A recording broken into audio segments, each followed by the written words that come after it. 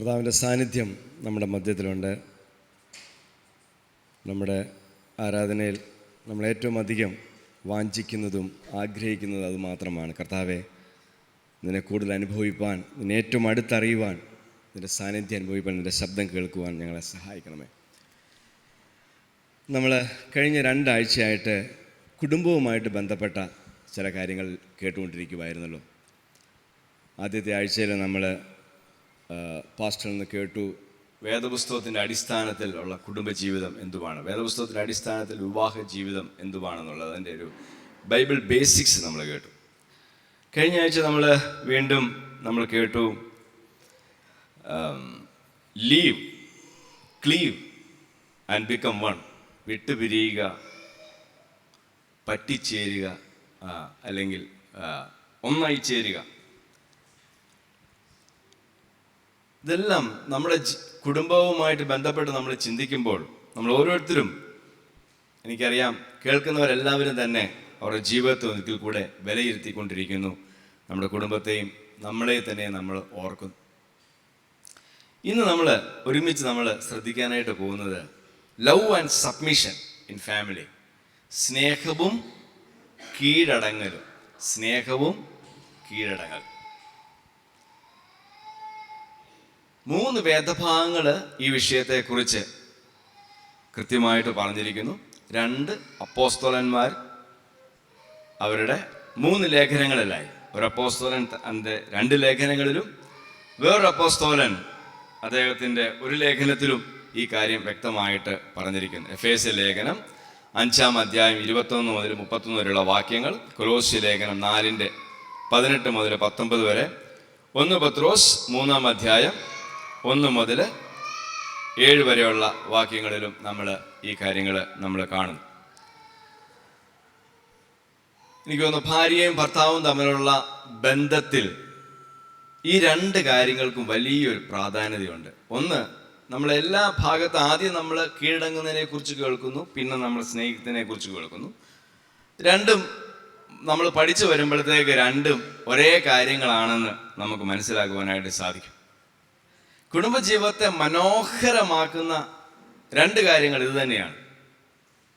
ഇത് 2-നകത്തും 2 പേർക്കും പങ്കുണ്ട്. നമുക്കൊരിക്കലും പറയുവാനായിട്ട് സാധിക്കത്തില്ല അത് ഒരു കൂട്ടർക്ക് വേണ്ടി, ഒരു കൂട്ടരുടെ കാര്യമായിരിക്കാം ചിലപ്പോൾ വേദപുസ്തകത്തിൽ ഒരു കാര്യം ചെയ്യുവാനായിട്ട് ഊന്നൽ കൊടുത്ത് പറഞ്ഞിരിക്കുന്നത്. പക്ഷേ സ്നേഹിക്കുകയും കീഴടങ്ങുകയും ചെയ്യുന്നത് 2 പേരുടെയും കാര്യമാണ്. കാരണം ആ രീതിയിലാണ് വേദപുസ്തകം അതിനെക്കുറിച്ചെല്ലാം പറഞ്ഞിരിക്കുന്നത്. ഇനി നമ്മൾ ഇതിനെക്കുറിച്ച് ഞാൻ ആദ്യമായിട്ട് ഒരു പറഞ്ഞു വരുമ്പോഴത്തേക്ക് നമ്മൾ വേദപുസ്തക ഭാഗങ്ങളിലേക്ക് പോയിട്ട് നമ്മൾ ഒരുമിച്ച് ചിന്തിക്കുന്നുണ്ട്. ശരിക്കും ഇത് നമ്മൾ ആഴത്തിൽ പഠിച്ചു വരുമ്പോൾ സ്നേഹിക്കുക, കീഴടങ്ങുക എന്ന് പറഞ്ഞാൽ ഇത് കാണിക്കുന്ന ഒരു നിസ്വാർത്ഥതയാണ്. സ്വാർത്ഥതയ്ക്ക് കുടുംബത്തിൽ പലപ്പോഴും കുടുംബത്തിൽ സ്ഥാനമില്ല. സ്വാർത്ഥത വരുമ്പോഴത്തേക്കാണ് നമുക്ക് പലപ്പോഴും പല കാര്യങ്ങളും നമ്മുടെ ജീവിതത്തിൽ അല്ലെങ്കിൽ കുടുംബത്തെ കൊണ്ടുപോകേണ്ട രീതിയിൽ കൊണ്ടുപോകാനായിട്ട് സാധിക്കാതെ വരുന്നത്. കീഴടങ്ങണമെങ്കിൽ നിസ്വാർത്ഥനാവണം, സ്നേഹിക്കണമെങ്കിൽ സ്വാർത്ഥതകൾ വെടിയണം. അപ്പോൾ സ്വാർത്ഥത എന്ന് പറഞ്ഞാൽ എന്തുവായിരിക്കും? എൻ്റെ ആവശ്യങ്ങളും നിന്റെ കടമയും, എന്നോടുള്ള നിന്റെ കടമയും എന്നാണ് സ്വാർത്ഥത എന്ന് പറഞ്ഞാൽ. എൻ്റെ ആവശ്യങ്ങൾ, എന്നോടുള്ള നിന്റെ കടമ. അങ്ങനെ ആയിരിക്കും ആ സ്വാർത്ഥത എന്ന് പറയുമ്പോഴത്തേക്ക് അതിൻ്റെ സ്വരം അങ്ങനെ ആയിരിക്കും. ഇനി സ്വാർത്ഥത ചിലപ്പോൾ അല്ലാതെ വരുമ്പോൾ വേറൊരു കാര്യം സംഭവിക്കാം, അടിമത്തം സംഭവിക്കാം. അടിമത്തം എന്ന് പറയുമ്പോൾ ഒരാൾ തന്നെ ഈ പറയുന്ന കീഴടങ്ങലോ അല്ലെങ്കിൽ സ്നേഹമോ ആ കാര്യങ്ങൾ മാത്രം ചെയ്തുകൊണ്ടിരിക്കുന്നു. അവിടെ വരുമ്പോഴത്തേക്ക് ചിലപ്പോൾ ഒരു അടിമത്തം സംഭവിക്കാം. അടിമത്തം വരുമ്പോഴത്തേക്ക് അതിൻ്റെ ഭാഷ ഇങ്ങനെയാണ്: എൻ്റെ കടമകളും നിന്റെ ആവശ്യങ്ങളും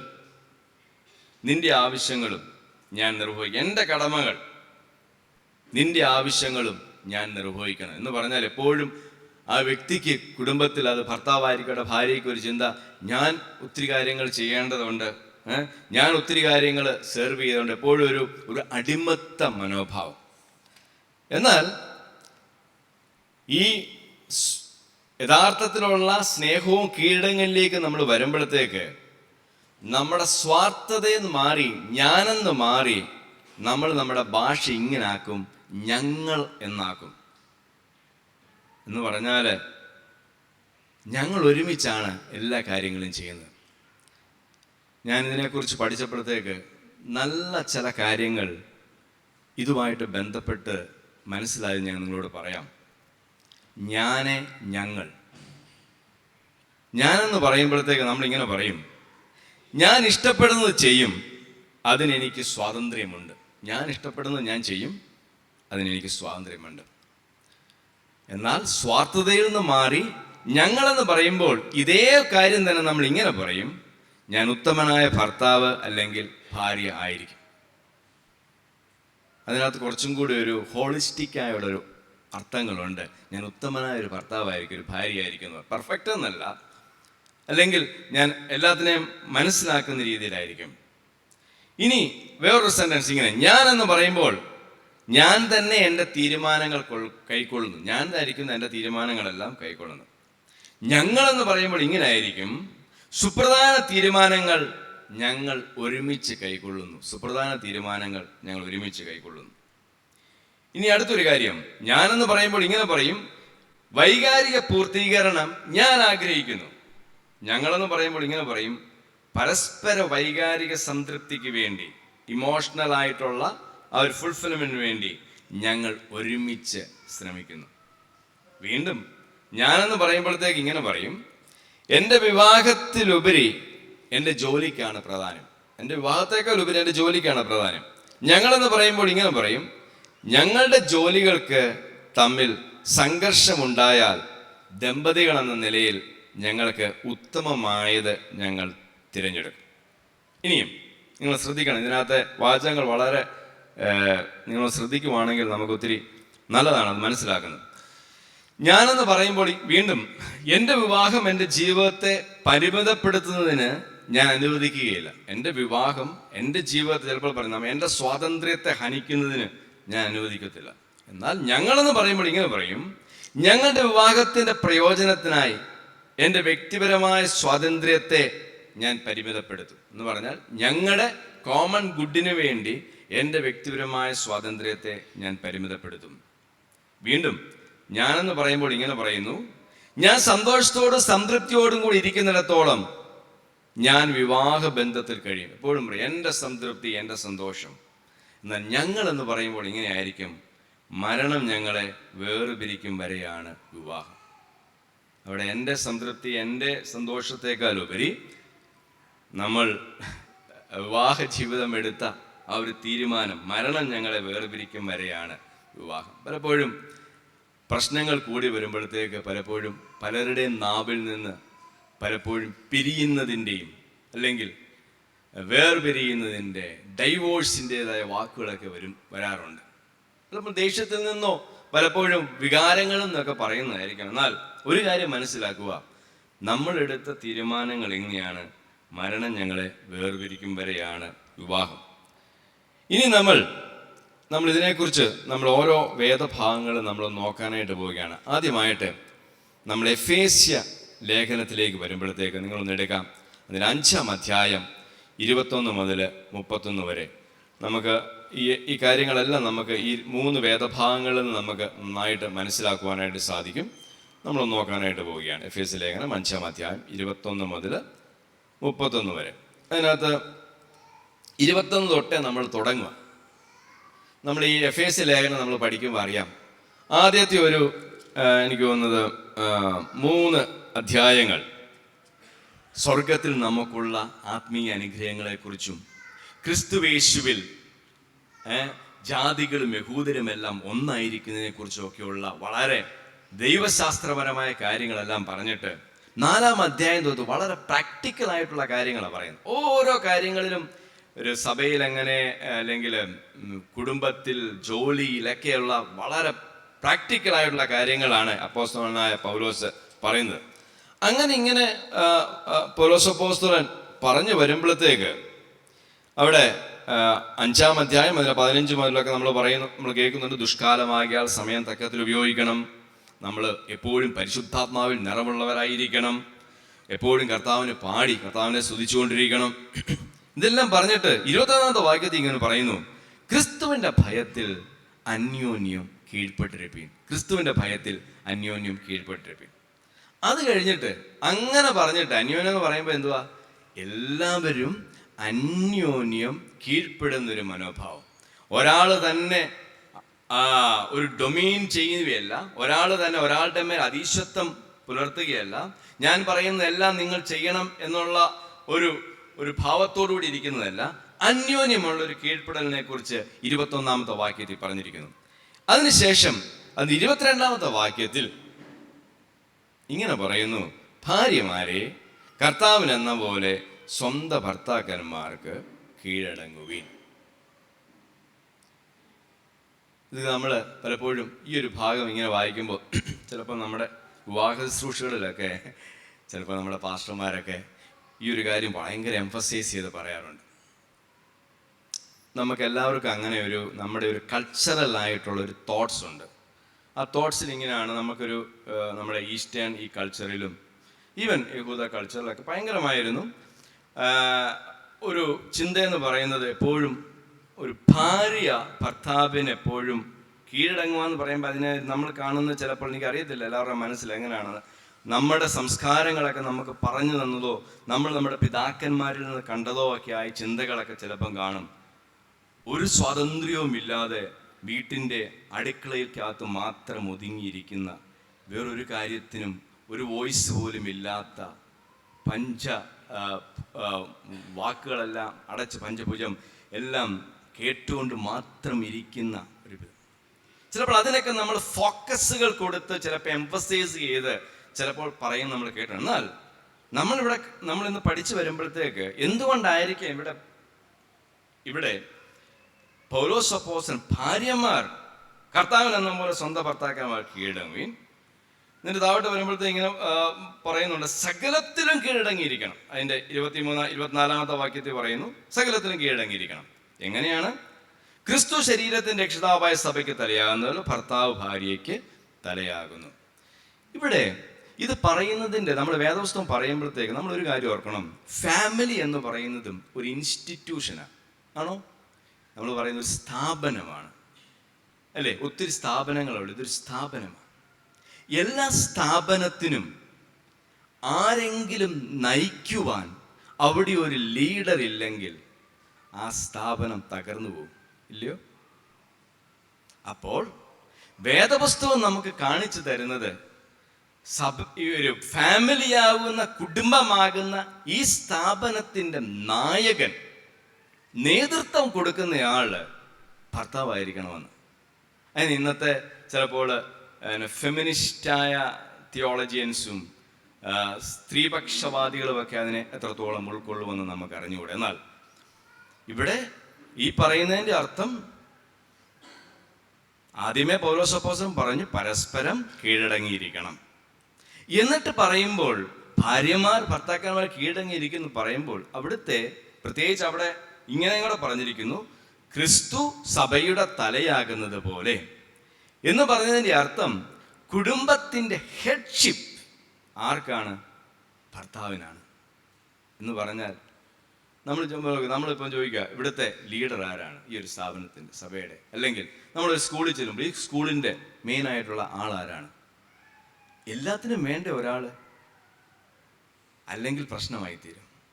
അപ്പോൾ ഒരു കാര്യം നമ്മൾ ഇതിൽ നിന്ന് പഠിച്ചു വരുന്നത്, ആദ്യത്തെ ഒരു കാര്യം, നേതൃത്വം കുടുംബത്തിൽ കൊടുക്കേണ്ടയാള് പുരുഷനാണെന്ന് വേദപുസ്തകത്തിൽ പല ഭാഗങ്ങളിലായിട്ട് നമുക്ക് കാണുന്നു. അത് പുരുഷൻ ഒരിക്കലും ആ സ്ത്രീയുടെ മേൽ അതിനെ കീഴ്പ്പെടുത്തി അവൾക്ക് ഒരു സ്വാതന്ത്ര്യമില്ലാത്ത രീതിയിൽ അവളുടെ മേൽ ഭരണം നടത്തുന്ന ഒരു കാര്യത്തെക്കുറിച്ചൊന്നുമല്ല പറഞ്ഞിരിക്കുന്ന. പക്ഷേ നേതൃത്വം ഭർത്താവിനായിരിക്കണം എന്ന് വേദപുസ്തകം പറഞ്ഞിരിക്കുന്നു. ചിലപ്പോൾ ഭാര്യയ്ക്കായിരിക്കാം ചിലപ്പോൾ ഭർത്താവിനേക്കാളും കൂടുതൽ കഴിവുകൾ, കൂടുതൽ കാര്യങ്ങൾ അവർക്ക് ചെയ്യുവാനുള്ള എബിലിറ്റികൾ ചിലപ്പോൾ കാണുമായിരിക്കും. ചിലപ്പോൾ വിദ്യാഭ്യാസപരമായിട്ട് ചില സമയങ്ങളിലൊക്കെ അവരായിരിക്കും ഉയർന്നു നിൽക്കുന്നത്. ചിലപ്പോൾ ഏണിങ്സ് ചിലപ്പോൾ അവരുടേതായിരിക്കാം കൂടുതലുള്ളത്. എന്തുമായിക്കോട്ടെ, ഈ സ്ട്രക്ചർ നമ്മൾ ഫോളോ ചെയ്യുന്നതാണ് നമുക്ക് ആരോഗ്യമുള്ള വ്യജന അടിസ്ഥാനത്തിലുള്ള കുടുംബത്തിൽ മുന്നോട്ട് പോകാൻ സാധിക്കുന്നത്. അല്ലെങ്കിൽ വളരെ കൺഫ്യൂഷൻസാണ്. അപ്പോൾ ഇങ്ങനെ വരുമ്പോഴത്തേക്ക് എന്തുവാണ് നമ്മൾ ഈ കീഴടങ്ങൽ എന്ന് പറഞ്ഞു വരുമ്പോഴത്തേക്ക് എന്തൊക്കെ കാര്യങ്ങളായിരിക്കാം? നമ്മൾ ഒരു കാര്യങ്ങൾ വരുമ്പോഴത്തേക്ക് ഒരു തീരുമാനങ്ങൾ എടുക്കേണ്ട വരുമ്പോൾ അത് ഒരുമിച്ച് ചിന്തിക്കുന്നു, ഒരുമിച്ച് എന്ത് ചെയ്യുന്നു? ചർച്ച ചെയ്യുന്നു. കാരണം ഇവിടെ ഭർത്താവിനും അറിയാം ഞാനും ആർക്ക് കീഴടങ്ങിയിരിക്കണം? ഭാര്യയെ കീഴടങ്ങിയിരിക്കണം. ഭാര്യയ്ക്കും അറിയാം ഒരു നായകൻ എന്ന നിലയിൽ ഇന്ന് ആരാണ്? ഭർത്താവാണ് ആ ഭവനത്തിന്റെ നായകൻ. ഇനി പല പല കാര്യങ്ങൾ ഒരുമിച്ച് തീരുമാനങ്ങൾ എടുക്കുമ്പോഴത്തേക്കും നമ്മൾ ചില സമയത്ത് നമ്മുടെ ഗവൺമെന്റ് തലത്തിലും നമ്മൾ ചിലപ്പോൾ ചില സൊസൈറ്റി തലത്തിലും ഒക്കെ നമ്മൾ പറയും ഇനി ചെയർമാനാണ് അവസാനത്തെ വാക്ക് പറയേണ്ടത്, അല്ലേ? എല്ലാവരും അവരുടെ അഭിപ്രായങ്ങളൊക്കെ പറഞ്ഞു ഇന്ന കാര്യങ്ങൾ. ഇനി പ്രൈം മിനിസ്റ്റർ ആയിരിക്കും എന്തു ചെയ്യുന്ന അവസാനത്തെ തീരുമാനമെടുക്കേണ്ടത്. ചില സിറ്റുവേഷൻസ് കുടുംബത്തിൽ അങ്ങനെ വരാം. അഭിപ്രായങ്ങൾ നമ്മൾ കേൾക്കും, അങ്ങോട്ട് നമ്മൾ പറയും, ഒരുമിച്ച് ചിന്തിക്കും, ഒരുമിച്ച് ചർച്ച ചെയ്യും. പക്ഷേ ചില സിറ്റുവേഷൻസിൽ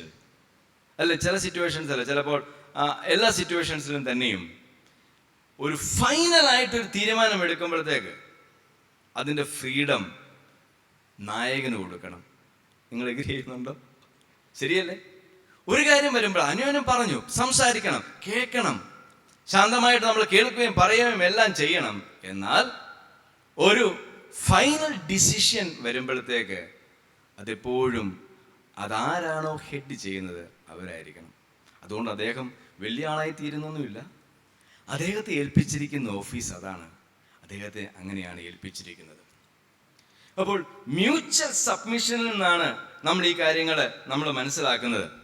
അപ്പോൾ ഇവിടെ നമ്മൾ ഈ ചില കാര്യങ്ങൾ നമ്മൾ ഒന്ന് ഗ്രഹിച്ച് നമ്മൾ പോകുന്നത് നല്ലതാണ്. ഇവിടെ പറയുമ്പോഴത്തേക്ക് മനസ്സിലാക്കണം നമ്മൾ എന്തുകൊണ്ടാണ് അങ്ങനെ ഭർത്താവ് ഹെഡായിരിക്കുന്നതിൻ്റെ കാര്യം. ഒന്ന്, ക്രിസ്തു ശരീരത്തിൻ്റെ രക്ഷിതാവായ സഭയ്ക്ക് തലയാകുന്നത് പോലെ ഭർത്താവ് തലയാകുന്നു. അപ്പോൾ യേശു ക്രിസ്തുവാണ് നമ്മുടെ സഭയുടെ ഹെഡ് എന്ന് പറയുന്നത്. സഭ ക്രിസ്തുവിന് കീഴടങ്ങിയിരിക്കുന്നത് പോലെ നമ്മളിതൊക്കെ സഭ ക്രിസ്തുവിന് കീഴടങ്ങിയിരിക്കുക പറയുമ്പോൾ നമ്മൾ അത് വായിക്കുമ്പോൾ നമ്മൾ ഓർക്കും നമ്മളങ്ങ് കീഴടങ്ങിയിരിക്കുകയാണ്. പലപ്പോഴും നമ്മൾ ക്രിസ്തുവിനോട് ഒത്തിരി മത്സരിക്കുന്നവരാണ്, അല്ലേ? ഒത്തിരി റിബല്യസ്നെസ് നമുക്കുണ്ട്. എന്നാൽ ക്രിസ്തുവിനെ നമ്മൾ കീഴടങ്ങി ഇരിക്കണം, അതാണ് എന്ന് പറയുന്നത് പോലെ തന്നെ സകലത്തിലും കീഴടങ്ങുക. ആ വാക്കൊക്കെ ചിലപ്പോൾ ഒരു ഭയങ്കര ഒരു വാക്കാണ്. അവിടെയാണ് നമ്മൾ വളരെ അതിനെക്കുറിച്ച് നമ്മൾ പറയുമ്പോഴത്തേക്ക് നമ്മൾ വളരെ അവരുടെ ഭാഗങ്ങൾ മനസ്സിലാക്കി വേണം സംസാരിക്കാൻ. അല്ലെങ്കിൽ ഈ സകലത്തിൽ എന്നൊക്കെ പറയുമ്പോൾ നമ്മളതിനെ വളരെ നെഗറ്റീവായിട്ട് കണ്ടു കഴിഞ്ഞാൽ ഒരക്ഷരം പോലും മിണ്ടാതിരിക്കുന്ന, അനങ്ങാൻ മേലാത്ത ഒരവസ്ഥയിൽ ഭാര്യയാക്കുന്ന അവസ്ഥ അതല്ല. സകലത്തിനും കീഴടങ്ങിയിരിക്കണം എന്ന് പറയുമ്പോൾ ഇതാണ് സകലത്തിലും ഒരു അണ്ടർസ്റ്റാൻഡിങ്ങിൽ കൂടെ, ഒരുമിച്ചുള്ള കാര്യങ്ങളിൽ കൂടെ, നമ്മൾ കേൾക്കുന്നതിൽ കൂടെ. എന്നാൽ ഒരു ഫൈനൽ ഡിസിഷൻ എടുക്കാൻ വരുമ്പോൾ ആ ഭാര്യയും ഉൾപ്പെടെ ആ ഭർത്താവിനെ അനുവദിക്കുന്നു. You are the one has to take the final decision എന്ന് പറഞ്ഞൊരു അതോറിറ്റി കൊടുക്കുന്ന ഒരു അനുഭവത്തിൽ ജീവിക്കുന്നത്. ഇനി നമ്മൾ ഇതേ കാര്യം തന്നെയാണ് കൊലോസ്യ ലേഖനത്തിലും നമ്മൾ വായിക്കുന്നുണ്ട്. കൊലോസ്യ ലേഖനത്തിൽ അത് വായിക്കുമ്പോഴത്തെ കുറച്ചൊരു ഇങ്ങനെ വായിക്കുന്നു. 18-ാമത്തെ വാക്യം 3:18 ഭാര്യമാരെ നിങ്ങളുടെ ഭർത്താക്കന്മാർ കർത്താവിന് ഉചിതമാകുമോ വണ്ണം കീഴടങ്ങുവീൻ. അവിടെ ഉചിതമാകുമെന്നൊരു വാക്കും കൂടെ നമ്മൾ കാണുന്നു. ഉചിതമാകുമാണ് ഫിറ്റിംഗ് എന്നാണ് ഇംഗ്ലീഷിൽ നമ്മൾ അവിടെ കീഴടങ്ങിയിരിക്കുന്നത് വായിക്കുന്നു. ഇനി നമ്മൾ പത്രോസിന്റെ ലേഖനത്തിലേക്ക് വരുമ്പോഴത്തേക്ക് പത്രോസ് അപ്പോസ്തലൻ ഇതിനെക്കുറിച്ച് കുറച്ചും കൂടെ ആഴത്തിൽ അല്ലെങ്കിൽ കുറച്ചും കൂടെ വിശദമായിട്ട് പറഞ്ഞിരിക്കുന്നു. 3-ാം അധ്യായത്തിൽ ഭാര്യമാരെ നിങ്ങളുടെ ഭർത്താക്കന്മാർക്ക് കീഴടങ്ങിയിരിപ്പിൻ, അവരിൽ വല്ലവരും വചനം അനുസരിക്കാത്ത പക്ഷം ഭയത്തോടുകൂടി നിങ്ങളുടെ നിർമ്മലമായ നടപ്പ് കണ്ടറിഞ്ഞ് വചനം കൂടാതെ ഭാര്യമാരുടെ നടപ്പിനാൽ ചേർന്ന് വരുവാൻ ഇടയാകും. അന്നത്തെ കാലത്ത് പത്രോസ് ഇത് എഴുതുമ്പോഴത്തേക്ക്, ഈ ലേഖനം എഴുതുമ്പോഴത്തേക്ക് ഒത്തിരി യഹൂദന്മാർ പല സ്ഥലങ്ങളിൽ ചെതറിപ്പാർക്കുന്ന ആൾക്കാർ, അവരുടെ സ്വന്തം നാടുകളിൽ നിന്ന് മാറിപ്പോയിരിക്കുന്ന ആൾക്കാർ അവർക്ക് എഴുതുകയാണ്. മാത്രമല്ല ഇവരെല്ലാവരും റോമൻ ഭരണത്തിൻ്റെ കീഴിൽ ഒത്തിരി പീഡനങ്ങൾ ഈ സുവിശേഷത്തിൽ വിശ്വസിച്ചുകൊണ്ട് അനുഭവിക്കുന്ന ജനങ്ങൾക്കാണ് എഴുതുന്നത്. അപ്പോൾ അതുകൊണ്ട് തന്നെ പലപ്പോഴും പല ഭാര്യമാരും വിശ്വാസത്തിൽ വന്നു, പക്ഷെ ഭർത്താക്കന്മാർ എന്ത് ചെയ്തില്ല? വിശ്വാസത്തിൽ വന്നിട്ടില്ല. അപ്പോൾ അവിടെ എഴുതിയിരിക്കുന്നത്, വല്ലവരും വചനം അനുസരിക്കാത്ത പക്ഷം ഭയത്തോടുകൂടിയ നിങ്ങളുടെ നിർമ്മലമായ നടപ്പ് കണ്ടറിഞ്ഞ് വചനം കൂടാതെ ഭാര്യമാരുടെ നടപ്പിനാൽ ചേർന്ന് വരുവാനിടയാകും. അപ്പോൾ വചനം അനുസരിക്കാത്ത ഭർത്താക്കന്മാർക്കും കീഴടങ്ങിയിരിക്കണം എന്നാണ് ഇവിടെ എഴുതിയിരിക്കുന്നത്. എങ്ങനെയാണ്? ഇങ്ങനെയുള്ള സിറ്റുവേഷൻസിൽ നമ്മുടെ വാക്കുകൾ കൊണ്ട് അവരെ നേടുവാനായിട്ട് സാധിക്കത്തില്ല. ഇതൊക്കെ നമ്മൾ വായിക്കുമ്പോൾ തിരിച്ചും നമ്മൾ ചിന്തിക്കുക. ചിലപ്പോൾ ഭാര്യമാരായിരിക്കാം വിശ്വാസത്തിലേക്ക് വരാതിരിക്കുന്നത്, ഭർത്താക്കന്മാർ മാത്രമായിരിക്കത്തില്ല. പക്ഷേ ഇവിടെ കീഴടങ്ങിയിരിക്കുക എന്ന് പറയുമ്പോഴത്തേക്ക് അവിടെ പറയുന്നത്, നിങ്ങളുടെ നല്ല നടപ്പ് കണ്ട് അവരെന്ത് ചെയ്യണം? വിശ്വാസത്തിലേക്ക് വരണം. അന്നത്തെ കാലത്തെക്കുറിച്ച് നമ്മൾ പഠിക്കുമ്പോൾ പല ബാക്ക്ഗ്രൗണ്ടുകളുള്ള ഒരു ജനവിഭാഗം. ഒന്ന് യഹൂദന്മാരെ സംബന്ധിച്ചുള്ള സ്ത്രീകൾ വെറും വസ്തുക്കൾ മാത്രമാണ്, ഒബ്ജക്റ്റുകൾ മാത്രം. അവരുടെ ആരാധനാലയത്തിൽ പോലും സ്ത്രീകൾക്ക് മാറി നിൽക്കാനേ പറ്റത്തുള്ളൂ. അതിനൊക്കെ പ്രത്യേക സ്ഥലങ്ങളുണ്ട്. ഇനി ഗ്രീക്കുകാരെ സംബന്ധിച്ചിടത്തോളം സ്ത്രീകൾക്ക് തന്നെ ഒരുമിച്ചായിരിക്കാനായിട്ട് പറ്റത്തുള്ളൂ. അവർക്ക് പുറത്തൊന്ന് പോവാനോ പുരുഷന്മാരോട് സംസാരിക്കാനോ ഒന്നും അനുവാദമില്ല. റോമക്കാരെ സംബന്ധിച്ചിടത്തോളം ഭർത്താക്കന്മാർ എന്ന് പറഞ്ഞാൽ, അല്ലെങ്കിൽ അപ്പന്മാരെന്നൊക്കെ പറഞ്ഞാൽ ഭയങ്കര അധികാരങ്ങളാണ്. അവർക്ക് എന്തും ഇവരെ ചെയ്യുവാനായിട്ട് സാധിക്കും. അപ്പൊ അങ്ങനെയുള്ളൊരു വ്യക്തിയെ ഒത്തിരി തർക്കിച്ചും കാര്യങ്ങളൊക്കെ ആർഗ്യൂ ചെയ്തും ഒന്നും വിശ്വാസത്തിലേക്ക് കൊണ്ടുവരാനായിട്ട് പറ്റത്തില്ല, നടക്കത്തില്ല. അത്രയും അതുപോലെ ശക്തമായ പ്രത്യേകമായ ഒരു സാമൂഹ്യ അന്തരീക്ഷമുള്ള ഒരു സ്ഥലമാണ്. ഇന്നും നമുക്ക് ആരെയും ആർഗ്യൂ ചെയ്ത് നമുക്ക് കൊണ്ടുവരാനായിട്ട് പറ്റത്തില്ല. എന്നാൽ എന്ത് ചെയ്യാനായിട്ട് സാധിക്കും? നമ്മുടെ നല്ല നടപ്പിനാൽ. ഇത് ശകലം ഒരു ഡിഫിക്കൽട്ടായ ഒരു വിഷയമാണ്. ഞാനിത് പഠിച്ചു വന്നപ്പോഴത്തേക്ക് ഞാൻ ഇങ്ങനെയുള്ള ആൾക്കാരെ കുറിച്ചൊന്ന് ചിന്തിക്കുമായിരുന്നു. എനിക്കിത് ചിലപ്പോൾ പക്ഷെ പറയാനായിട്ട് എളുപ്പമായിരിക്കാമെങ്കിലും ആ ഒരു സിറ്റുവേഷനിൽ കൂടെ പോകുന്നവർക്കറിയാം, അല്പം പോലും ദൈവത്തെ ഭയമില്ലാത്തവരായ ഭർത്താക്കന്മാരുള്ളവർ, മദ്യപാനികളായിട്ടുള്ളവർ, അല്പം പോലും അനുസരിക്കാത്തവർ, ഇങ്ങനെയുള്ള വ്യക്തിയുടെ ഇടയിൽ താമസിക്കുമ്പോഴത്തേക്ക് വലിയ പ്രയാസമാണ്. എങ്ങനെയാണ് ഈ വ്യക്തിയോട് ചിലപ്പോൾ ദേഷ്യം വരാം, ചിലപ്പോൾ സംസാരിക്കുമ്പോഴത്തേക്ക് പല കാര്യങ്ങൾ പറഞ്ഞു പോയേക്കാം. എന്നാൽ വേദപുസ്തകം പറഞ്ഞിരിക്കുന്നത് നമ്മുടെ ആക്ഷൻസ് കണ്ട്, അവിടെ ഇംഗ്ലീഷിൽ അത് നല്ല രസമായിട്ട് എഴുതിയിരിക്കുന്ന, they may be warned without a word by the conduct of their wives. ഒരു വാക്കുകൊണ്ടുമല്ല, ഒറ്റ വാക്കുകൊണ്ടുമല്ല, ജീവിതം മാത്രം കണ്ടിട്ട് വിശ്വാസത്തിലേക്ക് വരാം. നമുക്കറിയാം, ഒത്തിരി പേരുടെ അനുഭവങ്ങൾ നമ്മൾ കേട്ടിട്ടുണ്ട്. ചില വ്യക്തികൾ വർഷങ്ങൾ പ്രാർത്ഥിച്ചുകൊണ്ടിരുന്നു. ഇവരുടെ സ്വഭാവങ്ങളും ഇവരുടെ ആക്ഷൻസും ഇവരുടെ പ്രവൃത്തികളും എല്ലാം കണ്ട് ഈ ഭർത്താക്കന്മാർ വിശ്വാസത്തിലേക്ക് വന്നത് നമ്മൾ കേട്ടിട്ടുണ്ട്. തിരിച്ചും ഇങ്ങനെ തന്നെയാണ്. അപ്പോൾ ഇവിടെയെല്ലാം ഒരു കാര്യം ഓർക്കും, അവിടെയും ഇങ്ങനെയുള്ളവരോടും പറഞ്ഞിരിക്കുന്ന വാക്ക് അവർ തന്നെയാണ്, കീഴടങ്ങിയിരിക്കുവാനെന്നുള്ള വാക്കാണ് പത്രോസ് അപ്പോസ്തലനും അവിടെ എഴുതിയിരിക്കുന്നത്.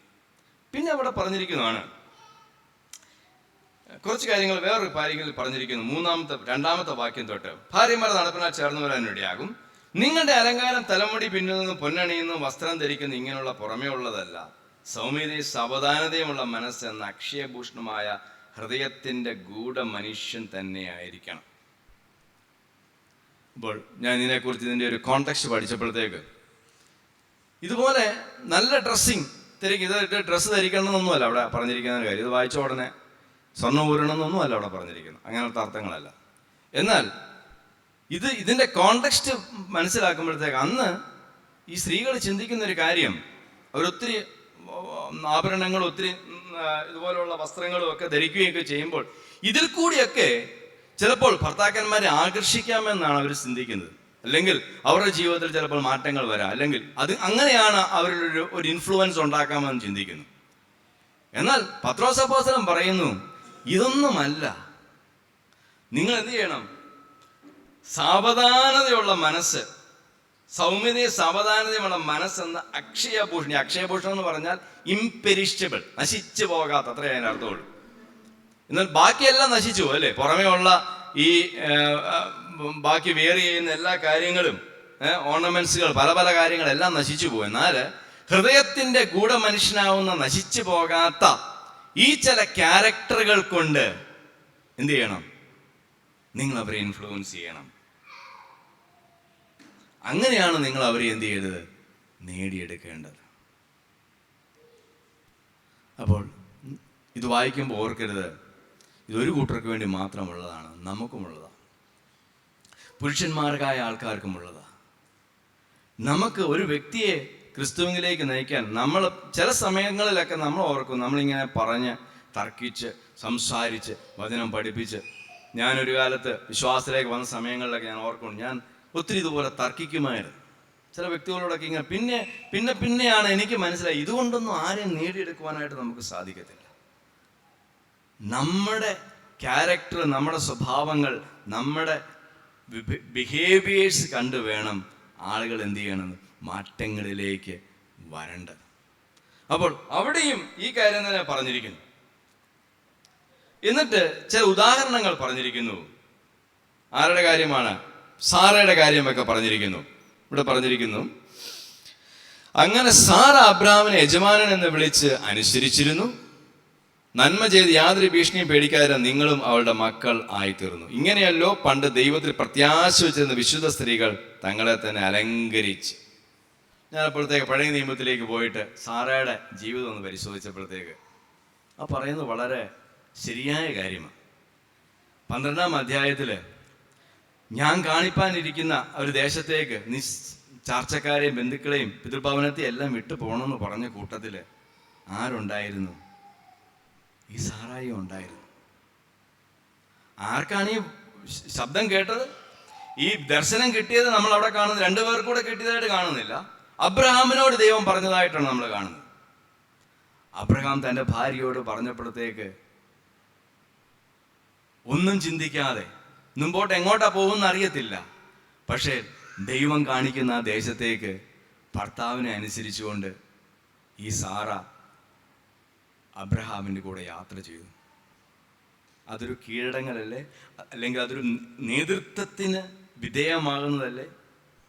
സമ്പൂർണമായിട്ടും ഒരുപക്ഷെ അവർക്ക് പക്ഷെ പറയാമായിരുന്നു, ഞാൻ എന്തിനാ വരുന്നത്, നമ്മളെ എങ്ങോട്ട് പോകും, എങ്ങനെ ജീവിക്കും, നമുക്കൊന്നും അറിയത്തില്ല, നമ്മൾ എങ്ങോട്ടായി പോകുന്നത്, പല പല ചോദ്യങ്ങൾ നമ്മൾ ചോദിക്കാം.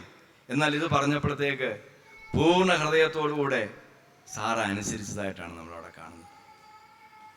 ഇനി സാറ ഒരു ചെറിയ കള്ളം, അതൊരു ഹാഫ് ലൈ ആണ്, ഒരു പകുതി നുണയാണ്. അബ്രഹാം പറഞ്ഞു താൻ കൊല്ലപ്പെടുമെന്ന് ഓർത്തെന്ന് പറഞ്ഞു, നീ പറയണം ഫറവോനെ കാണുമ്പോഴത്തെ എൻ്റെ പെങ്ങളാണെന്ന് പറയാം. പെങ്ങളാണ് ശരിക്കും, നമ്മൾ പരിശോധിച്ച് നോക്കുമ്പോൾ വകയിൽ പെങ്ങൾ തന്നെയാണ്. അത് പറഞ്ഞത് ശരിയാണോ തെറ്റോ അത് വേറെ വിഷയം. എങ്കിലും ആ പറഞ്ഞപ്പോഴത്തേക്കും അവിടെ നമ്മൾ അത് വായിച്ചു വരുമ്പോഴത്തേക്ക് ആ 2 ഭാഗത്ത് ഇങ്ങനെ ചെറിയ കള്ളം പറഞ്ഞ് നമ്മൾ കാണുന്നുണ്ട്. അതിൽ ഈ ഫറവോനിൻ്റെ ആ ഒരു ഭാഗത്ത് നമ്മൾ വായിക്കുമ്പോഴത്തേക്ക് സാറായോട് അബ്രഹാം ഇത് പറയുമ്പോഴത്തേക്ക് അവിടെ തിരിച്ച് സാറ പറയുന്നതൊന്നും കേൾക്കുന്നില്ല. അതും അവൾ കേട്ടു. അത് ശരിയാണോ തെറ്റോ എന്നുള്ളത് അത് വേറൊരു കാര്യം. ഇനി 2 ദൂതന്മാർ അല്ലേ, അവര് ദൂതന്മാരാണെന്ന് അറിയാൻ മേലാതെ വീട്ടിലോട്ട് വന്നപ്പോഴത്തേക്ക് വളരെ സന്തോഷത്തോടുകൂടെ അബ്രഹാം ഇവരെ വിളിക്കുന്നു, വിരുന്നുകാരായിട്ട് വിളിക്കുന്നു. ഉടനെ ചെന്നിട്ട് സാറയോട് പറയും, നീ പെട്ടെന്ന് മാവൊക്കെ എടുത്ത് കുഴച്ച് അപ്പമൊക്കെ ഉണ്ടാക്കണമെന്ന് പറയുമ്പോഴത്തേക്കും അവിടെയും സാറ മുഷിപ്പായിട്ട് പറയുന്നതോ തിരിച്ചു പറയുന്നതോ ഒന്നും നമ്മൾ കേൾക്കുന്നില്ല. അതും കൃത്യമായിട്ട് അതുപോലെ ചെയ്യുന്നുണ്ട്. അവിടെ അബ്രഹാമും കൂടുന്നുണ്ട് അല്ലേ, അബ്രഹാമും അവരൊരു ഒരുമിച്ചാണ് ചെയ്യുന്നത്. അബ്രഹാമും പെട്ടെന്ന് ഒരു ആടിനെയൊക്കെ പിടിക്കുന്നു, ബാല്യക്കാരെ ഏൽപ്പിക്കുന്നു. ഇങ്ങനെയുള്ള കാര്യങ്ങളൊക്കെ അവർ ഒരുമിച്ച് തന്നെയാണ് ആ ഒരു വിരുന്ന് ഒരുക്കിയത്. എങ്കിലും പറയുമ്പോഴത്തേക്ക് ആ കാര്യവും സാറ അവിടെ ചെയ്യുന്നത് കാണുന്നു. അപ്പോൾ പത്രോസ് അപ്പോസ്തലനോട് എഴുതിയത് കൃത്യമായിട്ടും ഈ ഒരു ജീവിതം കണ്ടിട്ട് തന്നെയാണ്. ഇതാണ് ഭാര്യമാരെ സംബന്ധിച്ചിടത്തോളം പറഞ്ഞിരിക്കുന്നതായ കാര്യങ്ങൾ. അതുകൊണ്ട് അർത്ഥം ആകുന്നത് ഭാര്യമാര് മാത്രം കീഴടങ്ങണമെന്നല്ല, അന്യോന്യമുള്ള കീഴടങ്ങൾ, അന്യോന്യം കേൾക്കുവാനും അന്യോന്യം ഏൽപ്പിച്ചു കൊടുക്കുന്നത് ക്രിസ്തീയ സ്വഭാവത്തിന്റെ പ്രത്യേകതയാണ്. അന്യോന്യം കീഴടങ്ങിയിരിക്കണം എന്നുള്ള വസ്തുത തന്നെയാണ് വേദോസ്തവം പറഞ്ഞിരിക്കുക. എങ്കിലും ഈ കാര്യങ്ങളെല്ലാം പറയുമ്പോൾ നമ്മളോട് ഒരു കാര്യം മാത്രമേ പറയുന്നുള്ളൂ, ഒരു ലീഡർഷിപ്പ് നമ്മൾ ആർക്ക് നൽകുക? ഭർത്താവിന് നൽകുക. ആ ഭർത്താവ് എങ്ങനെയുള്ള ആണെങ്കിലും ആ ഭർത്താവിന് നമ്മൾ അതിൻ്റെ ലീഡർഷിപ്പ് നൽകുക. അടുത്ത് ഇനി ഭർത്താക്കന്മാരെ കുറിച്ച് പറയുമ്പോഴത്തേക്ക് നമ്മൾ ഈ 3 ഭാഗത്തിലേക്ക് വരുമ്പോൾ അത് ചിലപ്പോൾ കുറച്ചും കൂടെ കഠിനമായിട്ട് നമുക്ക് തോന്നാം. അവിടെ അത് പറഞ്ഞിരിക്കുന്ന സ്റ്റേറ്റ്മെൻറ്റ്സ് ഒക്കെ കുറച്ചും കൂടെ നമ്മൾ എഫേസ്യ ലേഖനത്തിലേക്ക് തന്നെ വരാം. അവിടെ എഴുതിയിരിക്കുന്നത്, ഭർത്താക്കന്മാരെ ക്രിസ്തു സഭയെ സ്നേഹിച്ചതുപോലെ നിങ്ങളുടെ ഭാര്യമാരെ സ്നേഹിപ്പീൻ. ക്രിസ്തു സഭയെ സ്നേഹിച്ചതുപോലെ. സ്നേഹിക്കുവാനെന്നൊക്കെ പറഞ്ഞാൽ പിന്നെയും അത് നമുക്ക് കുറച്ചും കൂടെ ഒന്ന് മനസ്സിലാക്കാം. എന്നാൽ ക്രിസ്തു സഭയെ സ്നേഹിച്ചതുപോലെ, എന്നിട്ട് അത് വിശദമാക്കിയിട്ടുണ്ട്. എങ്ങനെയാണ്?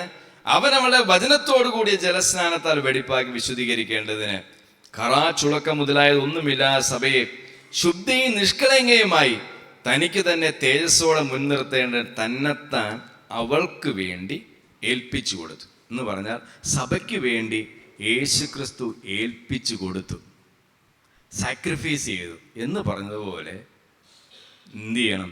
ഭാര്യമാരെ സ്നേഹിപ്പിൻ. ഇവിടെ നമ്മൾ പെട്ടെന്ന് പിന്നെ തിരിച്ച് നമുക്ക് ചിന്തിക്കാം, അപ്പം ഭാര്യമാർ ഭർത്താക്കന്മാരെ സ്നേഹിക്കണ്ടേ?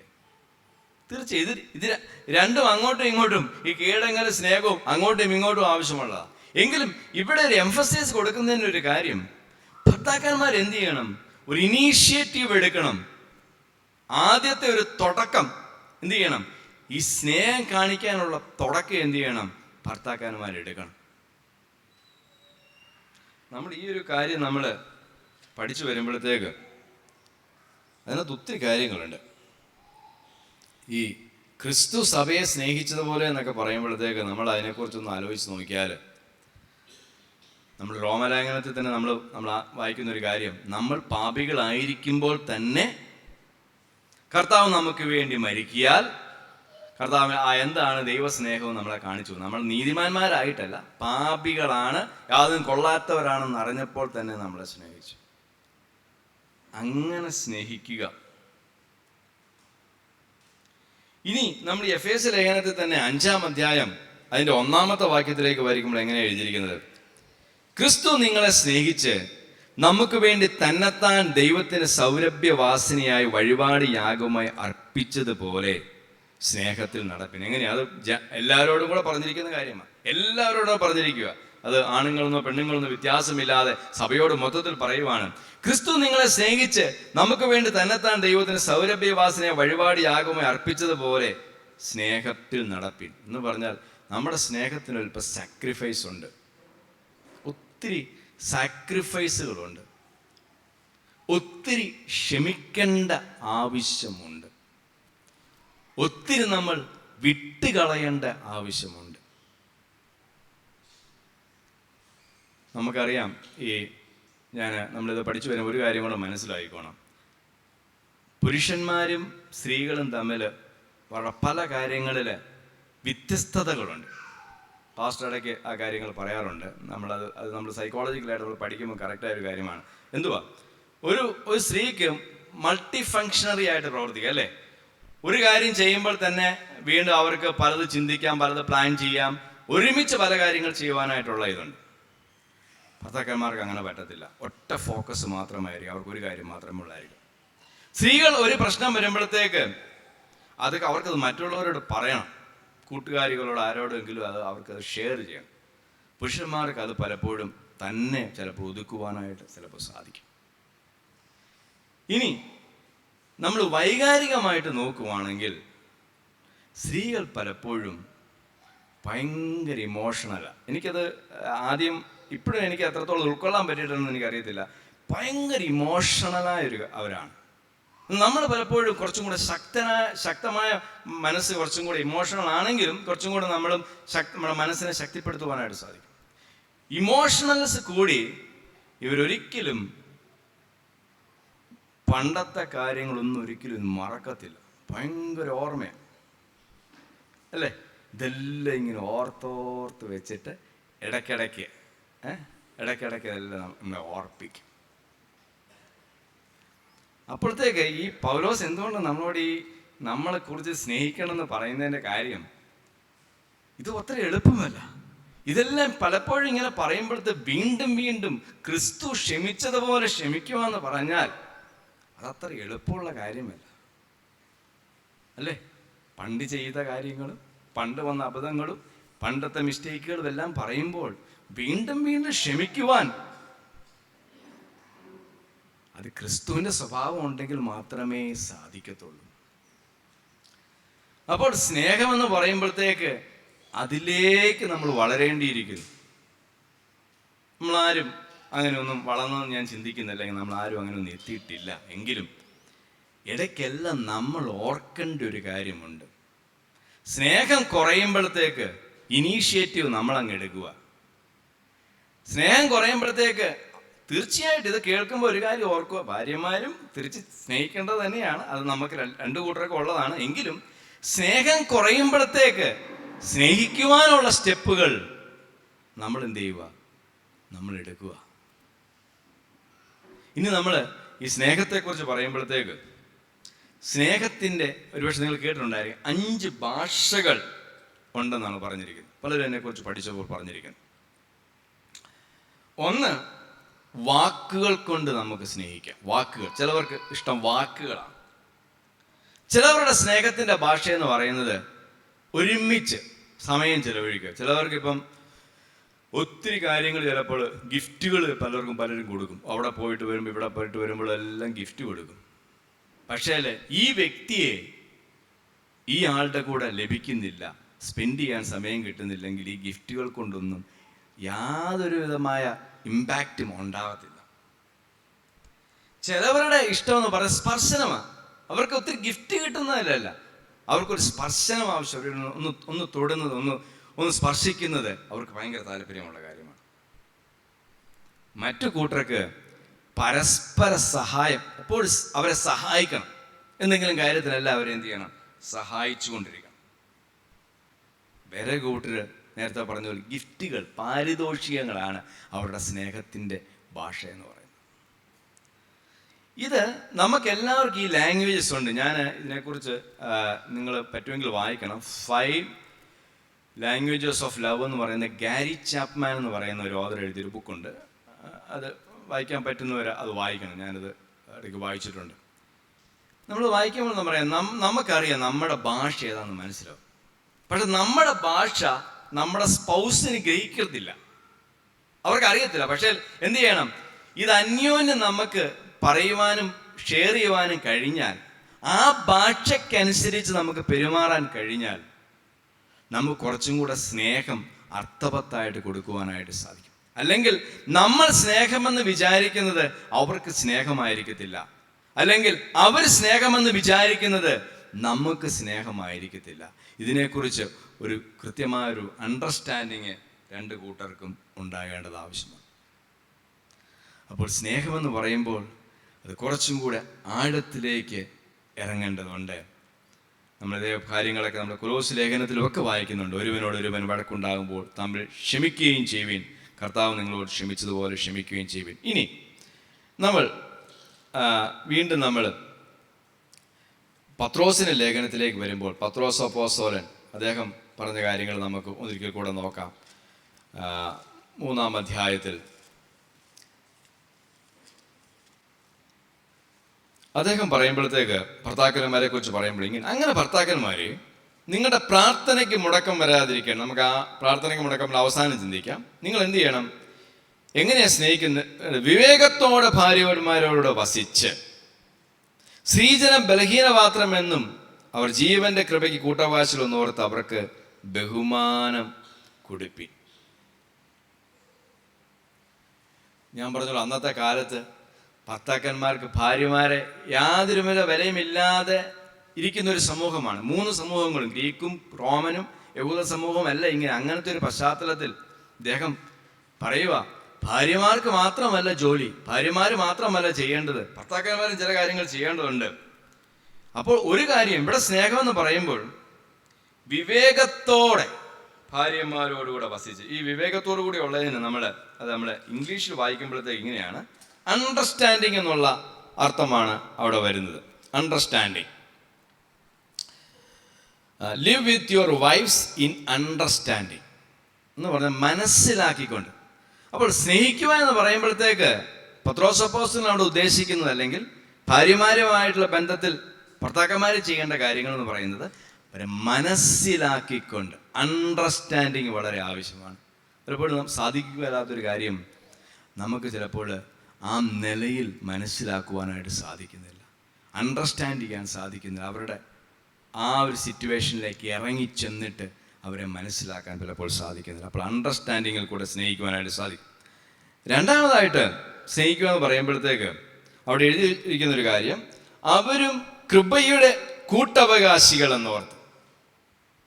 പണ്ട് സ്ത്രീകളെ സംബന്ധിച്ചിടത്തോളം അവർക്ക് മതപരമായ കാര്യങ്ങൾ അവർക്കൊരു സ്ഥാനവുമില്ല. ഇത് നമ്മുടെ പഴയ ഇന്ത്യൻ സമൂഹത്തിൽ ഇത് തന്നെയാണ് നമ്മൾ പഠിച്ചിട്ടുള്ളല്ലോ. മനുസ്മൃതിയിലുമൊക്കെ നമ്മൾ വായിക്കുമ്പോഴത്തേക്ക് സ്ത്രീകൾക്കൊന്നും ഒരിക്കലും അവരുടെ വേദഗ്രന്ഥങ്ങൾ വായിക്കുവാനുള്ള അവകാശങ്ങളോ അത് പഠിക്കുവാനുള്ള അവകാശങ്ങളോ ഒന്നുമില്ല. അന്ന് ഇവർക്കും അവരെ സംബന്ധിച്ച് ഇവർക്ക് ഇനി ദൈവമായിട്ട് പോലും ഇവർക്ക് ബന്ധപ്പെടാനായിട്ട് സാധിക്കാത്ത ഒരവസ്ഥയിൽ വരുമ്പോഴത്തേക്ക് പത്രോസ് അപ്പോസ്തലൻ പറയുന്നു, അവരും ആരാ? കൃപയുടെ കൂട്ടവകാശികളാണ്. നിങ്ങൾക്ക് ലഭിച്ചിരിക്കുന്നത് പോലെ തന്നെ രക്ഷ ലഭിച്ചവരാണ് അവർ. നിങ്ങൾക്ക് അനുഭവിക്കുന്ന പോലെ തന്നെ ആ സ്വർഗത്തിലെ പൗരത്വം ലഭിച്ചവരാണ് അവരും. അപ്പോൾ എന്നോർത്തുകൊണ്ട് നമ്മൾ അവർക്ക് ബഹുമാനം കൊടുക്കും.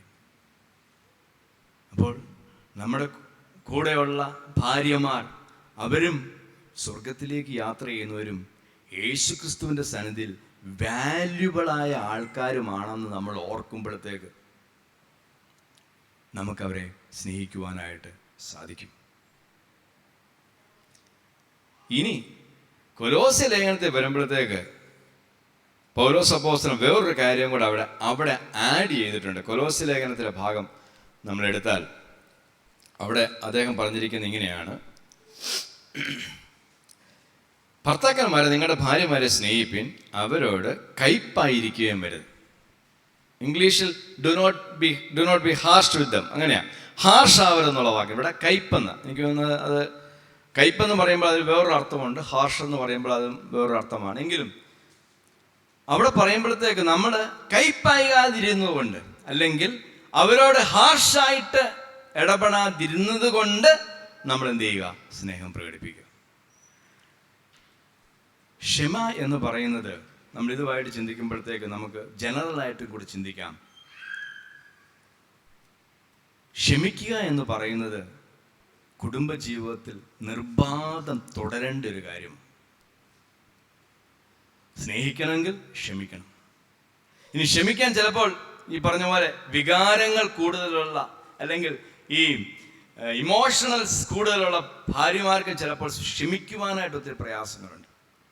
എന്നാൽ വേദപുസ്തകം നമ്മളെ പഠിപ്പിച്ചിരിക്കുന്നൊരു കാര്യം, അന്യോന്യം പോകണമെങ്കിൽ, അന്യോന്യം കീഴ്പ്പെട്ടിരിക്കണമെന്നുണ്ടെങ്കിൽ, അന്യോന്യം ഒരുമിച്ച് ജീവിക്കണമെന്നുണ്ടെങ്കിൽ ക്ഷമയിൽ കൂടെ മാത്രമേ സാധിക്കത്തുള്ളൂ. ക്ഷമിക്കാതിരിക്കുവാനായിട്ട് നമ്മൾ പല പല ഉപാധികൾ നമ്മൾ കണ്ടെത്താറുണ്ട്. നമ്മൾ ക്ഷമിക്കാതിരിക്കുന്ന പലപ്പോഴും നമ്മൾ വീണ്ടും അവരെ ആക്രമിക്കുവാൻ വേണ്ടിയാണ്. നമ്മൾ ആ കാര്യങ്ങളൊക്കെ ഇടയ്ക്ക് നമ്മൾ ചിന്തിച്ചിട്ടുണ്ട്. എന്ന് പറഞ്ഞാൽ പല പല കാര്യങ്ങൾ കൂടിയും നമ്മൾ വീണ്ടും ചില ആയുധങ്ങൾ ഉപയോഗിച്ച് അവരെ വേദനിപ്പിക്കാൻ വേണ്ടിയാണ് നമ്മൾ ക്ഷമിക്കാതിരിക്കുക. എന്നാൽ ക്ഷമ പൂർണ്ണമാകുമ്പോൾ മാത്രമേ ഈ ഒരു മ്യൂച്വലായിട്ടുള്ള ഒരുമിച്ചുള്ള ഒരു സബ്മിഷനിൽ കൂടെ മുന്നോട്ട് പോകാനായിട്ട് സാധിക്കത്തുള്ളൂ. ഞാനത് ജസ്റ്റ് ഒന്നവിടെ പറയുന്നു. ഇനി ഇതെന്തുകൊണ്ടാണ് ഈ പത്രോസിന്റെ ലേഖനം നമ്മൾ വായിക്കുമ്പോൾ നിങ്ങൾ ഇതെല്ലാം ചെയ്യുന്നതിൻ്റെ കാര്യം, ഭർത്താക്കന്മാര് നമ്മൾ അവരെ സ്നേഹിക്കേണ്ടത്, അവർക്ക് വേണ്ടതായ ബഹുമാനം കൊടുക്കേണ്ടതിൻ്റെ കാര്യം നിങ്ങളുടെ പ്രാർത്ഥനയ്ക്ക് മുടക്കം വരാതിരിക്കുക. ശരിയല്ലേ? എപ്പോഴൊക്കെ പല പല ഇഷ്യൂസ് ഉണ്ടാകുമ്പോഴത്തേക്ക് പ്രാർത്ഥനയ്ക്ക് അവിടെ മുടക്കം വരും. ദൈവവുമായിട്ടുള്ള കമ്മ്യൂണിക്കേഷൻ മുന്നോട്ട് കൊണ്ടുപോകുന്നതിന് തടസ്സമായിട്ട് നിൽക്കും. എന്നാൽ വീണ്ടും നമ്മളൊരു സ്റ്റെപ്പ് എടുക്കുകയും വിട്ടുകളയുകയും ക്ഷമിക്കുകയും സ്നേഹിക്കുകയും ചെയ്യുമ്പോഴത്തേക്ക് ആ പ്രാർത്ഥന തടസ്സപ്പെടാതെ നമുക്ക് മുന്നോട്ട് കൊണ്ടുപോകാനായിട്ട് സാധിക്കും. അപ്പോൾ പല പല കാര്യങ്ങൾ വരുമ്പോഴത്തേക്ക് പ്രാർത്ഥനയാണ് അവിടെ നമ്മൾ പറയും, ഇന്ന് പ്രാർത്ഥിക്കുന്നില്ല, അല്ലെങ്കിൽ ഇന്ന് കുടുംബ പ്രാർത്ഥനയില്ല, അല്ലെങ്കിൽ ഇന്ന് വേണ്ട. പലപ്പോഴും അത് പ്രാർത്ഥനയാണ് ശരിക്കും ബാധിക്കുന്നത്. പ്രാർത്ഥനയെ അത് ബാധിക്കുമ്പോൾ അത് പല വിധത്തിലുള്ള നമ്മുടെ പല അനുഗ്രഹങ്ങളെയും അത് എന്ത് ചെയ്യും? തീർച്ചയായിട്ടും ബാധിക്കും. അപ്പോൾ പ്രാർത്ഥനയ്ക്ക് മുടക്കം വരാതിരിക്കേണ്ടതിനാണ് നമ്മൾ ഇതുപോലെയുള്ള സ്നേഹം, ബഹുമാനം നമ്മൾ കൊടുക്കേണ്ടത്. ഇനി നമ്മൾ പറഞ്ഞു വന്നപ്പോഴത്തേക്ക് പറഞ്ഞു, ഇതിന് നമ്മളൊരു ഹെഡിങ് കൊടുത്തപ്പോൾ പറഞ്ഞു love and submission in family. ഒരു കാര്യം കൂടെ പറഞ്ഞിട്ട് ഞാൻ അവസാനിപ്പിക്കുന്നു. കുഞ്ഞുങ്ങൾക്കും ഇതിനകത്ത് പങ്കുണ്ട്. കുഞ്ഞുങ്ങളുടെ പങ്കെന്ന് പറയുമ്പോൾ എഫേസ്യ ലേഖനത്തിൽ താഴോട്ട് പറയുന്നുണ്ട്, കുഞ്ഞുങ്ങളെ നിങ്ങളുടെ അമ്മയപ്പന്മാരെ ബഹുമാനിപ്പിൻ, അവർക്ക് എന്ത് ചെയ്യണം? അവരെ സകലത്തിലും അനുസരിപ്പിൻ, കർത്താവിൽ അനുസരിപ്പിൻ എന്ന് പറഞ്ഞിട്ടുണ്ട്. കുഞ്ഞുങ്ങളും എന്ത് ചെയ്യണം? അവരും നമുക്ക് എന്ത് ചെയ്യണം? ആ ഒരു സബ്മിഷൻ കീഴടങ്ങിയിരിക്കേണ്ട ആവശ്യം. അവിടെ പിന്നെ കുഞ്ഞുങ്ങളോട് പറഞ്ഞിട്ട് പൗലോസ് പറയുന്നത്, നിങ്ങളുടെ കുഞ്ഞുങ്ങളെ എന്ത് ചെയ്യല്ലേ? പ്രകോപിപ്പിക്കരുത് എന്നുള്ള വാക്ക് അവിടെ പറയുന്നുണ്ട്. അപ്പോൾ അവിടെയും എല്ലാം ഒരു കുഞ്ഞിനെ നമ്മൾ ബഹുമാനിക്കണം. കുഞ്ഞ് വരുമ്പോൾ നമ്മൾ ഒത്തിരി അവനെ എഴുന്നേറ്റ് നിൽക്കണം, അങ്ങനെയൊന്നുമല്ല. പക്ഷെ ആ കുഞ്ഞിനെ നമ്മൾ വാല്യൂ ചെയ്യേണ്ടതും ആവശ്യമാണ്. കുഞ്ഞുങ്ങളും നമ്മളേക്കും കൊടുക്കേണ്ട ബഹുമാനവും ആ ഒരു സബ്മിഷനും അവിടെയും ആവശ്യമാണ്. അപ്പോൾ അങ്ങനെ വരുമ്പോഴത്തേക്കാണ് കുടുംബം മനോഹരമായി തീരും. കുടുംബത്തിൻ്റെ ഒരു പ്രധാനപ്പെട്ട ഒരു കാര്യം, കുടുംബം എന്ന് പറയുന്നത് ഒരു സിസ്റ്റമാണ്. കമ്പ്യൂട്ടർ എന്ന് പറയുന്ന ഒരു സിസ്റ്റം പോലെ കുടുംബം ഒരു സിസ്റ്റമാണ്. കമ്പ്യൂട്ടറിനകത്ത് മോണിറ്റർ വർക്ക് ചെയ്യുന്നില്ലെങ്കിൽ നമുക്ക് ബാക്കി എല്ലാം ഉണ്ടെന്ന് പറഞ്ഞിട്ട് കാര്യമില്ല. ഇനി മറ്റേതെല്ലാം ഉണ്ട്, CPU കാര്യങ്ങളും എല്ലാം ഫങ്ഷനിങ് ആണ്. പക്ഷേ മറ്റു കാര്യം മൗസ് വർക്കിംഗ് അല്ല, അല്ലെങ്കിൽ കീപാഡില്ല എന്ന് പറഞ്ഞാൽ അത് കംപ്ലീറ്റ് പോയി, ഒന്നും ചെയ്യാൻ പറ്റത്തില്ല. എന്ന് പറഞ്ഞതുപോലെ ഒരു കാര്യം വളരെ വളരെ ശരിയായ ഒരു കാര്യമാണ്. രണ്ട് കൂട്ടർക്കും ഇതിനകത്ത് റോൾ ഉണ്ടെന്നുള്ള ബോധ്യമുണ്ടെങ്കിൽ മാത്രമേ കുടുംബത്തിനകത്ത് സ്വസ്ഥതയോട് മുന്നോട്ട് പോകാനായിട്ട് പറ്റത്തുള്ളൂ. എന്ന് പറഞ്ഞാൽ ഇപ്പോൾ നമ്മളിത് കേട്ടിട്ട് ഓർക്കുക, ഞാൻ എൻ്റെ റോൾ അങ്ങ് ചെയ്യുന്നുണ്ട്, നിങ്ങളങ്ങ് ചെയ്തു. അപ്പം ഭാര്യ ചിന്തിക്കുന്നു, അത് എൻ്റെ കാര്യം ഇങ്ങനെയാണ്. രണ്ടുപേരും ചിന്തിക്കണം. അങ്ങോട്ടും ഇങ്ങോട്ടും ചെയ്യേണ്ട കാര്യങ്ങളെക്കുറിച്ച് പറഞ്ഞിരിക്കുന്നത്, കുഞ്ഞുങ്ങൾ പോലും ചെയ്യേണ്ട കാര്യങ്ങളെ പറഞ്ഞു. അപ്പോൾ ഓരോരുത്തരും അവരവരുടെ കാര്യം ചെയ്യുമ്പോൾ മാത്രമേ നമ്മളിപ്പോൾ സിസ്റ്റം എന്ന് പറഞ്ഞു, ഈ സിസ്റ്റം നന്നായിട്ട് ഫങ്ഷൻ ചെയ്യത്തുള്ളൂ. എന്നാൽ ഒരു സിസ്റ്റത്തിനകത്ത് ഒരെണ്ണം പ്രശ്നമായെങ്കിൽ അത് മൊത്തത്തിൽ ബാധിക്കും. അത് ഭർത്താവിൻ്റെ ഭാഗത്ത് അങ്ങനത്തെ ഒരു കാര്യമുണ്ടെങ്കിൽ നമ്മൾ ഓർക്കുക, അത് അങ്ങനെ ബാധിക്കത്തില്ലെന്ന് ഓർക്കുക. അങ്ങനല്ല, ഇത് വന്നു കഴിഞ്ഞാൽ നമ്മുടെ ഒരു പ്രശ്നം അവരെ ബാധിക്കും, അവർക്കുണ്ടാവുന്ന ഒരു പ്രശ്നം ഭർത്താക്കന്മാരെ ബാധിക്കും, അത് മക്കളെയും ബാധിക്കും. അപ്പോൾ ഇത് മൊത്തത്തിലൊരു അണ്ടർസ്റ്റാൻഡിങ് ഈ കാര്യത്തിൽ വളരെ ആവശ്യമാണ്. ചിലപ്പോൾ സമയങ്ങൾ എടുക്കുമായിരിക്കാം നമ്മളിതെല്ലാം മനസ്സിലാക്കിയേക്കുകയും വരാനായിട്ട്. എന്നാൽ ദൈവത്തിൽ ആശ്രയിച്ചാൽ നമുക്ക് വീണ്ടും മുന്നോട്ട് കൂടുതൽ മനോഹരമായിട്ട് കുടുംബജീവിതം നയിക്കുവാനായിട്ട് സാധിക്കും. നമുക്കൊന്ന് എഴുന്നേറ്റ് നിൽക്കാം. ദൈവത്തിൻ്റെ പരിശുദ്ധാത്മാവിന് നമുക്കൊരു അവസരം കൊടുക്കാൻ. കർത്താവേ, ഞങ്ങളുടെ മധ്യത്തിൽ വന്ന് പ്രവർത്തിക്കണമേ.